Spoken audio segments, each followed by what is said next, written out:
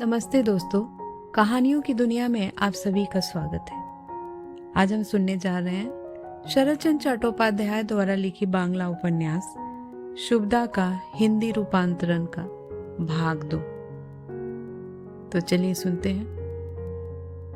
दोपहरी में हवा की गति बहुत तेज हो उठी थी। उसके झरोकों से टक्कर लेने में असमर्थ होने के कारण मेघ छिन्न भिन्न हो उठे थे। शाम होते होते एक एक करके सभी महासमारोह में बाजा बजाते हुए आकाश में एकत्रित होने लगे। लोगों ने सोचा कि आज रात को जरूर वर्षा होगी, गर्मी कम होगी, मन शांत होगा। यह वर्षा सभी के लिए मंगलकारी जरूर थी, पर शुभदा के लिए बहुत ही प्रतिकूल थी। एक तो हलूदपुर की झाड़ियों के बीच से होकर उसे जाना था, दूसरे बादल उमड़ घुमड़ रहे थे। फिर भी उसे यात्रा करनी पड़ी। दोनों करों को उसने साड़ी के छोर में बांध लिया। बाद में एक बिछौने की चादर से देह को अच्छी तरह ढककर वह निकल पड़ी। पहले वह कभी ब्राह्मण पारा नहीं गई थी। उसने यह सुना जरूर था कि सीधे उत्तर की तरफ आधा कोस चलने के बाद पक्की सड़क मिलती है और उससे होकर थोड़ी ही दूर तक चलने पर ब्राह्मण पारा मिलता है। इतनी जानकारी के आधार पर शुभदा घर से चल पड़ी। उसने सोचा कि ब्राह्मण पारा पहुंच जाने पर जमींदार की कोठी मिलने में किसी तरह की दिक्कत न होगी। उसने यह सुना रखा था कि गांव में घुसते ही नंदी महोदय की ऊंची अट्टालिका दिखाई पड़ती है। इससे वह और भी बहुत कुछ चिंतित थी, लेकिन हलूदपुर की अंधकारमय पगडंडी को पार करके पक्की सड़क तक पहुंचने में भी उसे अत्यधिक कष्ट सहन करना पड़ा। उसके जरा ही दूर बढ़ने पर अंधेरा गहरा हो उठा और बूंदें भी गिरने लगी, लेकिन शुभदा साहसपूर्वक बढ़ती ही जा रही थी। थोड़ी ही देर में जब बूंदें मूसलाधार वर्षा में बदल गई, तब वह ब्रिज के नीचे खड़ी हो गई। रास्ता चलना अब असंभव था। अंधकार के कारण हाथ भर दूर की भी चीजें दिखाई नहीं दे रही थी। जोरों की वर्षा हो रही थी, साथ ही साथ रह रह कर बिजली चमकती और बादल भी गड़गड़ा जाते। इससे शुभदा की अंतरात्मा कांप उठी। ब्रिज की छाया में शुभदा अधिक समय तक नहीं रह सकी। उसने देखा कि चारों तरफ से वन के पशु दौड़ते हुए इस ब्रिज की छाया का आश्रय लेने के लिए आते हैं और वहां मनुष्य की मूर्ति देखकर भय के मारे चिल्लाते हुए भाग जाते हैं। इससे शुभदा के मन में एकाएक यह बात आई कि कहीं आश्रय के लिए चोर डाकू न यहाँ तक आ टपके, तब परिस्थिति बहुत ही भयावह हो उठेगी। प्राणों के लिए शुभदा को इतना भय नहीं था, भय था उसे सोने के दोनों करों के लिए। वे करे उसके प्राणों से भी अधिक मूल्यवान थे। उन्हीं को लेकर वह स्वामी को छुड़ाने जा रही थी, इसलिए वे ही उसके आशा भरोसा सब कुछ थे। बहुत कुछ सोच विचार करने के बाद शंकित होकर शुभदा उस पेड़ की छाया से हटाई। वह फिर आगे की तरफ बढ़ने लगी। सारा शरीर कीचड़ से लथपथ हो गया। कांटेदार पौधों के कारण हाथ पैर घायल हो गए। पानी जैसे रुकने का नाम नहीं ले रहा था। बादल निरंतर गरजते जा रहे थे। वह बराबर आगे बढ़ती जा रही है। कहाँ की ओर जा रही है पता नहीं चल रहा था। झाड़ झंकारों को हटाती हुई वह आगे बढ़ रही थी। काफी देर बाद उसे सड़क दिखाई दी। दुगने उत्साह से चलते चलते शुभदा ने देखा वह सचमुच पक्की सड़क पर आ पहुंची थी। लेकिन अब एक दूसरी चिंता ने उसे आ घेरा।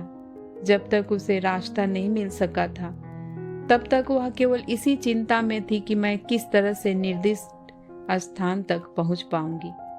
परंतु अब कार्य की चिंता से अधीर हो उठी। शुभदा के मन में आया, इतनी रात में किस तरह मुलाकात हो सकेगी बाबू साहब से? मुलाकात होने पर भी क्या कार्य सिद्ध हो जाएगा? कार्य सिद्ध हो या न हो, ऐसे भयानक मौसम में मैं कैसे लौट कर आऊंगी?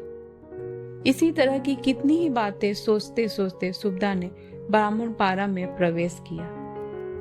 थोड़ी दूर चलने पर वह एक विशाल अट्टालिका के पास पहुंच गई। उस अट्टालिका से मिला हुआ एक बगीचा था, जिसके चारों तरफ तारों का घेरा था। शुभदा ने समझ लिया कि यही नंदी महोदय का भवन है। वह सोचने लगी कि अब विशाल भवन में प्रवेश किस प्रकार करूं? अगर प्रवेश कर भी पाऊं किसी तरह, तो इतनी रात में उनसे मुलाकात कैसे कर सकूंगी? सुभदा रोने लगी। परिश्रम, अनाहार तथा दुर्भावना के कारण वह परेशान हो उठी थी। नंदी महोदय की कोठी के सामने जो शिव मंदिर था, उसी के बरामदे में पहुंच गई। उस समय भी पानी बंद नहीं हुआ था, लेकिन कम हो गया था। शुभदा भीगे हुए कपड़ों को निचोड़ने लगी। इतने में उसने देखा कि एक वृद्ध ने जमींदार की कोठी का फाटक खोला और हाथ में दीपक लिए वह मंदिर की ओर आ रहा है। उसे देखकर शुभदा के दिल में क्षीण आशा का संचार हुआ। उसने सोचा संभव है इस वृद्ध से कुछ पता चल जाए, इसलिए प्रस्थान न करके मंदिर के बरामदे में ही वह एक किनारे खड़ी रही। मंदिर के द्वार के सामने आकर वृद्ध ने देखा कि घूंघट से मुंह ढके हुए एक स्त्री खड़ी है, परंतु उससे उसने कुछ कहा नहीं। वह चुपचाप भीतर चला गया। काफी समय तक वहां रहने के बाद जब वह बाहर निकला, तब भी वह स्त्री उसे उसी रूप में खड़ी हुई मिली। वृद्ध ने पहले अनुमान किया था कि यह किसी भले घर की स्त्री है, वर्षा के भय से यहाँ आ गई है, अब चली जाएगी। परंतु इतनी देर के बाद भी उसने जब उसे उसी तरह खड़ी पाया, तब कुतूहल में आकर उसने पूछा, तुम कौन हो? स्त्री ने कोई उत्तर नहीं दिया। कहाँ जाओगी बेटी? लज्जा के कारण शुभदा के मुंह से कोई बात निकल न रही थी, परंतु विवश होकर उसे बोलना ही पड़ा। मृदु वाणी में उसने कहा, जमींदार साहब की कोठी में, सामने ही तो कोठी है, उसमें न जाकर तुम यहाँ क्यों खड़ी हो? शुभदा कोई जवाब न दे सकी। वृद्ध ने फिर पूछा, तुम जमींदार की कोठी में किसके पास जाओगी? बाबू साहब के पास। किन बाबू साहब के पास?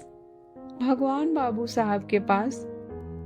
ताजुब करके वृद्ध ने कहा, भगवान बाबू के पास? हाँ, तो चलो मेरे साथ। यह कहकर वृद्ध आगे आगे चलने लगा। शुभदा ने चंद्रमा के प्रकाश में देखा कि वृद्ध के बाल पक कर सफेद हो गए हैं और उसकी मूर्ति में सौम्यता स्पष्ट रूप से झलक रही है। इससे निसंकोच होकर वह उसके पीछे पीछे चलने लगी। क्रमशः फाटक के भीतर प्रवेश करने के बाद बगीचे को पार किया।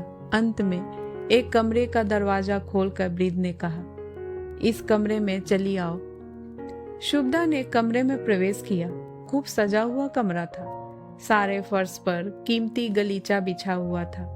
सामने मसनद लगा था। गृह स्वामी के बैठने के लिए एक विशिष्ट आसन लगा हुआ था। वृद्ध उसी पर विराजमान हुआ। अब दीपक के प्रकाश में शुभदा को उसने नीचे से ऊपर तक देखा। घूंघट की जरा सी राह से उसके मुख का जितना अंश देखा जा सकता था, उसे उसने देख लिया।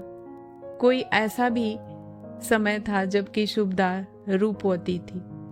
एक तो अब अवस्थाधिक थी, दूसरे दुख कलेश से भी उसे बराबर की टक्कर लेनी पड़ी है। इस कारण उसमें अब वह ज्योति नहीं रह गई, परंतु उसके आभाहीन मुख पर भी जितनी ज्योति बची थी, उसी से वृद्ध मोहित हो उठा। कुछ देर तक उसके तरफ देखते रहने के बाद उसने कहा, बेटी, तुम भूल रही हो, शायद तुम विनोद बाबू से मुलाकात करना चाहती हो। कौन है विनोद बाबू? भगवान बाबू के छोटे भाई हैं विनोद बाबू। शुभदा ने कहा, मैं उनसे नहीं मिलना चाहती। तो तुम्हारा मतलब क्या भगवान बाबू से ही है? हाँ, मेरा ही नाम भगवान नंदी है, लेकिन मुझे जहां तक याद है मैंने तो तुम्हें कभी नहीं देखा। शुभदा ने सिर हिलाकर कहा, नहीं। तब मुझसे तुम्हारा क्या काम निकल सकता है? शुभदा कुछ न बोली। भगवान बाबू ने फिर कहा, मैंने सोचा था कि रात में एक स्त्री का काम विनोद से ही हो सकता है। इतनी रात में मुझसे तुम्हारा क्या मतलब है, यह मेरी समझ में नहीं आता। इस पर भी शुभदा कुछ न बोली। तब भगवान बाबू ने पूछा, तुम्हारा निवास स्थान कहाँ है? हलूदपुर में। हलूदपुर में? मुझसे तुम्हारा काम है? तो क्या तुम हारान की पत्नी हो? शुभदा ने मस्तक हिलाकर घूंघट के भीतर से ही कहा, हाँ। तो बताओ तुम क्या चाहती हो? आंचल के छोर से दोनों ही करों को खोलकर शुभदा ने धीरे धीरे भगवान बाबू के पैरों के पास रख दिया। फिर गदगद कंठ से वह बोली, उन्हें मुक्त कर दीजिए। ब्रीत की समझ में सारी बात आ गई। दोनों कंगनों को हाथ में लेकर उसने उनकी परीक्षा की। फिर उसने कहा, यह देखकर मुझे कुछ खुशी हुई कि भला एक चीज तो उसने बनवा दी। फिर उन्हें नीचे रखकर वह बोला, तुम इन्हें ले जाओ, तुम ब्राह्मण की बेटी हो, तुम्हारे हाथ के कंगन ले लेना उचित नहीं है। यदि छोड़ना होगा तो मैं यूं ही छोड़ दूंगा। वह मेरे इतने रुपए खा गया है कि उनकी तुलना में ये आभूषण नहीं के बराबर है। इससे उन्हें लेना या न लेना बराबर ही है। इससे तो यह अच्छा होगा कि मैं उसे ऐसे ही छोड़ दूं। आंखें पोंछते हुए शुभदा ने कहा, उन्हें छोड़ दीजिए ना। इच्छा तो नहीं थी, उस जैसे दुष्चरित को दंड देना ही अच्छा था। फिर भी तुम्हारे कारण उसे ऐसे ही छोड़ दूंगा। शुभदा की आंखों से आंसू गिरने लगे। भगवान बाबू के प्रति उसका हृदय भर उठा, परंतु अपने पिता से भी अधिक अवस्था के ब्रीत को ब्राह्मण की कन्या होकर मुंह खोलकर आशीर्वाद देने का साहस न कर सकी। मनी मन उन्हें सैकड़ों बार धन्यवाद देकर उसने ईश्वर के चरणों में उनकी मंगल कामना की और लौटने के लिए वह उठकर खड़ी हो गई। मुंह ऊपर करके भगवान बाबू ने कहा, आज ही लौट जाओगी? शुभदा ने सिर हिलाकर स्वीकारात्मक उत्तर दिया। तुम्हारे साथ क्या और कोई आदमी है? कोई नहीं। कोई नहीं है? तब अकेली मत जाओ, एक आदमी साथ लेती जाओ। शुभदा ने यह प्रस्ताव स्वीकार नहीं किया। झाड़ झंखारों से होती हुई वह अकेली ही घर की ओर चली। सवेरा होते होते वह घर पहुंच गई। ललना उससे पहले ही उठ चुकी थी। अपना दैनिक कार्य वह आरंभ करने को ही थी। इतने में भीगे कपड़े पहने माँ को आती देखकर उसने कहा, माँ, आज बड़े सवेरे स्नान कर आई हो? हाँ। शुभदा ने अपनी दोनों कन्याओं का नाम राममणि और दुर्गामणि न रखकर ललना और छलना रखा था। इस कारण उसकी ननद रासमणि के दुख का ठिकाना नहीं था। ये उलूल जुलूल नाम ललना और छलना आठों पहर उनके कानों में चुभते रहते थे। ललना नाम थोड़ा बहुत अनुकूल भी पड़ता था, परंतु छलना कहाँ का नाम था। रासमणि छलना से कभी प्रसन्न नहीं रहा करती थी। उसकी धारणा थी कि लोग बालक बालिकाओं का नामकरण देवी देवताओं के नामों के अनुसार किया करते थे, जिससे उन्हें पुकारते हुए देवी और देवताओं का नाम मुंह से निकल आए। लेकिन इन दोनों कन्याओं को पुकारते समय तो मन में इस प्रकार के भाव का संचार होता है मानो पाप का भार धीरे धीरे बढ़ रहा है। ललनामयी और छलनामयी हारान बाबू की दो कन्याएं थी। एक की उम्र 17 वर्ष की थी, दूसरी के 11 वर्ष की। एक विधवा थी, दूसरी अविवाहिता। यह तो हुआ परिचय उन दोनों का। उनके रूप गुणों का वर्णन करना संभव नहीं है, परंतु गंगा तट पर ललना जब स्नान के लिए जाया करती तब वहां पर एकत्र प्रौढ़ स्त्री आपस में कहा करती, विधवा बनाने के लिए ही शायद भगवान ने इस छोरी को इतना रूप दे रखा है।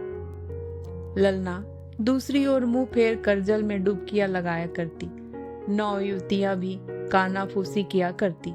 वे क्या कहती यह उनके सिवा और किसी के कानों तक नहीं पहुंच पाता था, लेकिन उनके चेहरे का भाव देखकर अनुमान यही होता कि ये प्रशंसा नहीं कर रही हैं। निंदा या प्रशंसा का ललना पर किसी प्रकार का असर नहीं पड़ता था। वह अधिकतर किसी से बातें नहीं करती थी, किसी के लेने देने में भी वह नहीं रहती थी। उससे यदि कोई बोलता तो वह 2-4 बातें कर लेती, वरना चुपचाप स्नान करती, जल भरती और सीधे अपने घर चली आती।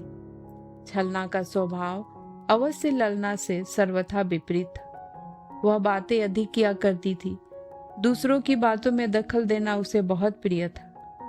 8 बजे स्नान के लिए निकलने पर 11 बजे से पहले वह कभी घर नहीं लौटती थी।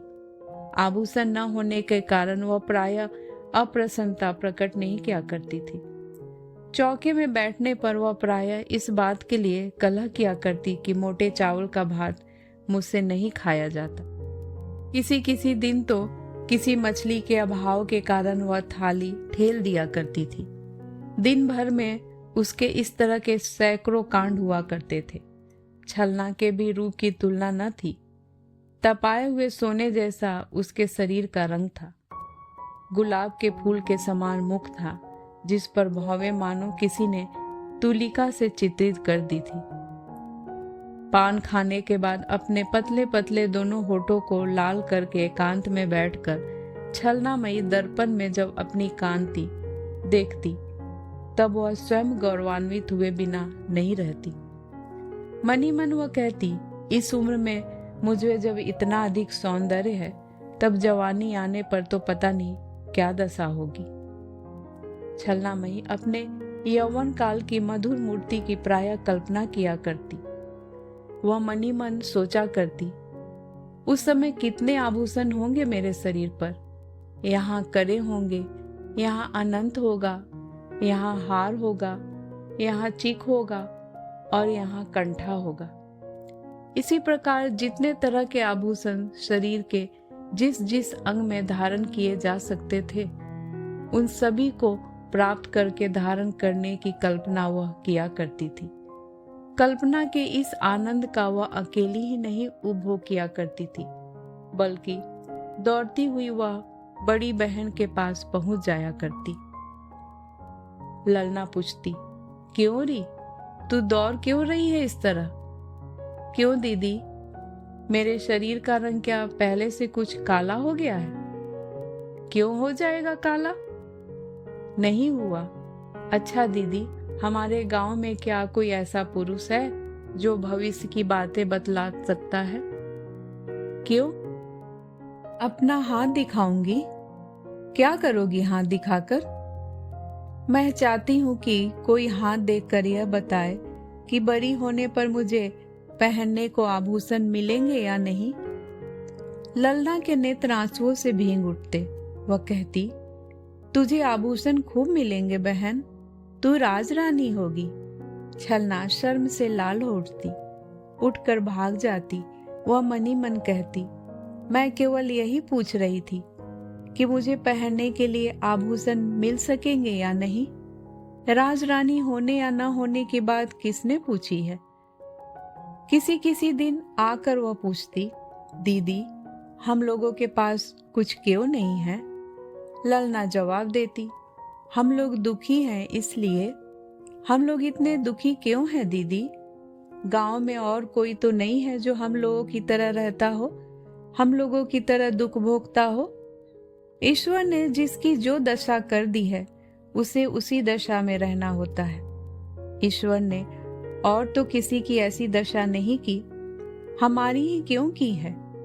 यह हम लोगों के पूर्व जन्म का पाप है। कैसा पाप? पाप क्या 1-2 प्रकार के हैं बहन? पता नहीं कितने बुरे कर्म कर चुकी हूँ। माँ बाप के प्रति श्रद्धा नहीं की, लोगों को कष्ट दिया है, इस तरह के न जाने कितने कार्य किए हैं। छलना उदास हो गई, बोली, इस तरह कब तक चलेगा? क्या हमारा जीवन सुखी नहीं होगा? नहीं बहन, दुर्दिन बीत जाने पर पुनः सुदिन आएंगे। इसके बाद छलना के दोनों हाथों को अपने हाथ में लेती हुई बोली, देखना तू कितनी सुखी होगी, कितनी धन दौलत, नौकर नौकरानियां होगी, तू रानी बनेगी। ललना जब यह सब कहती तब बिना कुछ सोचे वह पूछती, और तुम दीदी? वह जानती थी कि दीदी विधवा है। बालिका सुलभ चंचलता के कारण ऐसी बात मुंह से निकल गई है। तभी माँ की पुकार सुनते ही ललना बोली, माँ बुला रही है। ललना चली गई। सचमुच उस समय माँ उसे बुला रही थी। पास जाकर उसने कहा, क्या है माँ? तुम्हारे बाबूजी आए हैं। उस कमरे में बात समाप्त होने से पहले ही ललना चली गई। भोजन करते समय रासमणी ने पूछा, इतने दिन तुम कहाँ था रे? मुख में ग्रास डालकर हारान बाबू ने गंभीर भाव से कहा, यह एक बहुत बड़ी कहानी है। रासमणी का मुंह फैल गया। कौन सी ऐसी बड़ी कहानी है रे?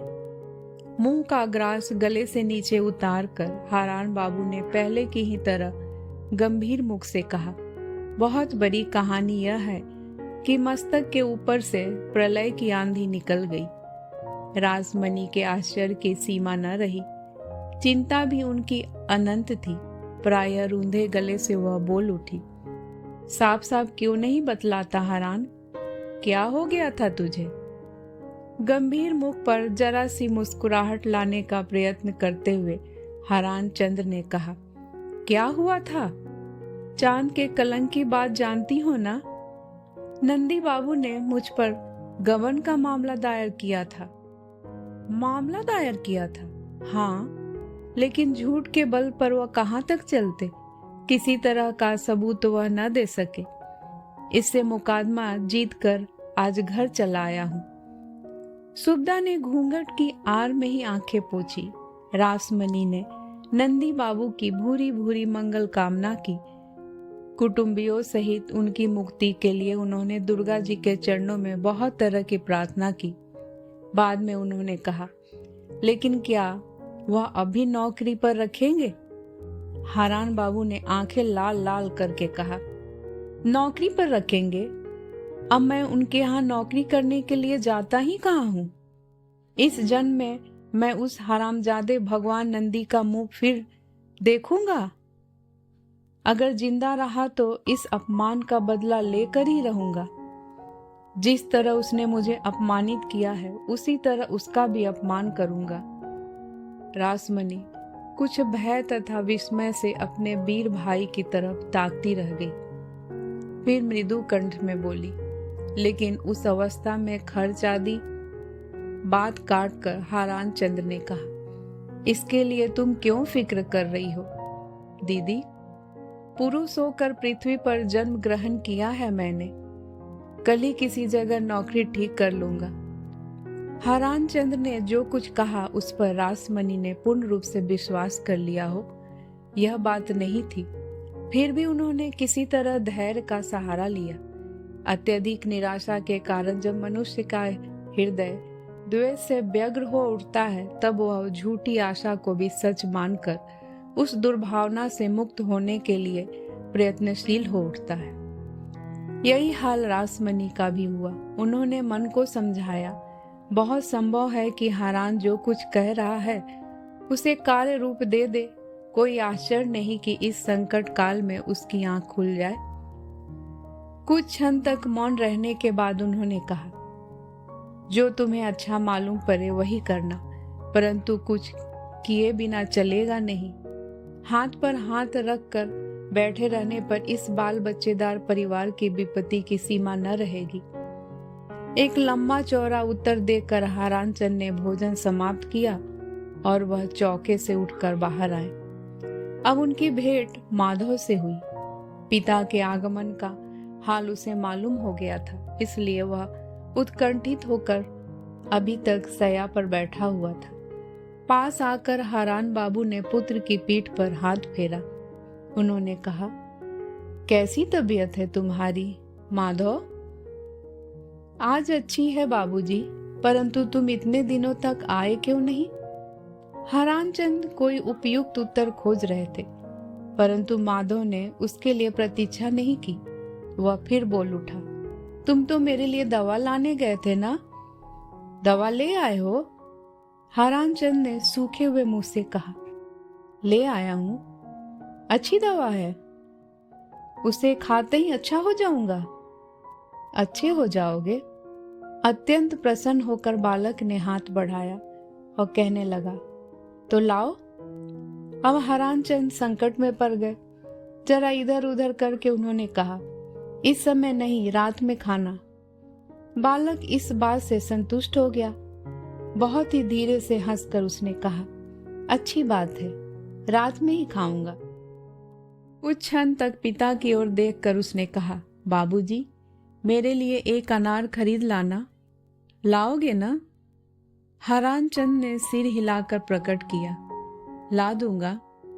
इसके बाद ही शुभदा से उनका सामना हुआ। उसे अपने पास बुलाकर उन्होंने कहा, क्या तुम मुझे 2 आने पैसे दे सकती हो? क्यों? मुझे पैसों की जरूरत है। एक आदमी से मैंने पैसे उधार लिए थे, वही मांग रहा था। बक्सा खोलकर शुभदा ने 2 आने पैसे निकाले। हरान चंद्र ने झांक कर देखा तो उस संदूक में और भी पैसे थे। हाथ फैलाकर 2 आने पैसे लेने के बाद उन्होंने कहा, अगर तुम्हारे पास हो तो 4 आने पैसे और दे दो। माधव के लिए अनार मोल ले आऊंगा।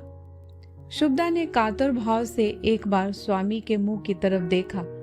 इतने पैसे एक साथ निकाल कर देने में कदाचित वह कष्ट का अनुभव कर रही थी, परंतु बाद में संदूक खोलकर उसने पैसे निकाल कर दे दिए। पैसे संभाल कर हरान चंद ने मुट्ठी में ले लिए। जरा जोर देकर हंसने के बाद उन्होंने कहा, ये पैसे मैं तुम्हें कल ही लौटा दूंगा। शुभदा ने अनमने भाव से सिर हिलाया। उसे यह अच्छी तरह मालूम था कि स्वामी की आधी से अधिक बातें निरर्थक रहती है। पैसे हाथ में आते ही वह बाहर जाने के लिए तैयार हो गए। यह देखकर शुभदा बोली, इस समय कहीं मत जाओ, थोड़ी देर आराम कर लो। हरान चंद ने मुंह फेर लिया। उन्होंने कहा, ऐसा कैसे हो सकता है? क्या घर बैठे रहने से मेरी गुजर हो जाएगी? दुनिया भर के काम का भार तो सिर पर है। तो जाओ। हरान चंद्र के चले जाने पर शुभदा ने संदूक में देखा, सिर्फ 1 रुपया था। उसमें बिंदवासिनी ने उस दिन जो कुछ दिया था वह प्रायः समाप्त हो चुका था। केवल वही 1 रुपया उस परिवार का सहारा था। शुभदा ने उसे बंदूक के एकांत में छिपा कर रख दिया। फिर वह माधव के पास आकर बैठी। माधव ने कहा, माँ, बाबूजी मेरे लिए अनार लेकर कब आएंगे? शाम को। पहले शाम फिर रात हो गई, परंतु हरान बाबू दिखाई नहीं पड़े। माधव ने कई बार उनकी खोज की। उनके संबंध में उसने कई बातें पूछी। फिर वह रोने लगा। शुभदा आकर माधव के पास बैठी। ललना ने भी उसे फुसलाने के लिए बहुत प्रयत्न किया, परंतु वह किसी प्रकार भी शांत नहीं हो पा रहा था। अंत में रोते रोते थक कर वह देर रात में सो गया। प्रातःकाल उसकी नींद टूट गई। उठकर उसने कहा, माँ, आया है मेरा अनार? किसी तरह आंसू रोक कर शुभदा ने कहा, तुम्हें अनार न खाना चाहिए बेटा। क्यों? अनार खाओगे तो तुम्हें नुकसान करेगा। माधव अभी तक उठकर बैठा था, अब वह लेट गया। दूसरे दिन दोपहर बाद हरान बाबू घर आए। गुस्से के मारे रासमणी उनसे बात तक नहीं की। ललना हाथ पैर धोने के लिए पानी ले आई। उसने उनके स्नान की व्यवस्था की और हुक्का तैयार कर दिया। हरान चंद्र ने स्नान आदि से छुट्टी पाकर भोजन किया। तब शुभदा ने धीरे धीरे पूछा, क्या माधव का अनार ले आए हो? ओह, कहाँ ला सका भाई, मैंने जेब में पैसे रख लिए थे। मुझे ध्यान ही नहीं था कि जेब फटी हुई है। सारे पैसे पता नहीं कहाँ गिर गए। अगर हो तो 4 आने उधार दे दो, शाम तक तुम्हारे सब पैसे लौटा दूंगा। शुभदा ने खिन्न मन से कहा, अब पैसे नहीं हैं। इस पर हंसते हुए हरान चंद ने कहा, यह तो मैं मान ही नहीं सकता। लक्ष्मी का भंडार क्या कभी खाली होता है? शुभदा ने मन ही मन लक्ष्मी के भंडार की अवस्था पर विचार किया। फिर प्रकट में वह बोली, सचमुच पैसे नहीं हैं। पैसे है क्यों नहीं? कल तो मैंने देखा था, बहुत से पैसे थे और 1 रुपया भी देखा था। शुभदा चुप रही। हरान चंद ने फिर कहा, छी, थोड़े से पैसों के लिए तुम मेरा विश्वास नहीं कर सकती हो। पूरे रुपए के लिए चाहे विश्वास न करो, 4 आने का तो कर ही लेना चाहिए। अब शुभदा ने आपत्ति नहीं की। हाथ धोकर उसने 4 आने बक्से से निकाल कर दे दिए। पैसों का खूब सदुपयोग हुआ। हरान चंद हलूदपुर गांव से चलकर ब्राह्मणपारा पहुंचे। वहां वह एक गली से होकर गुजरे।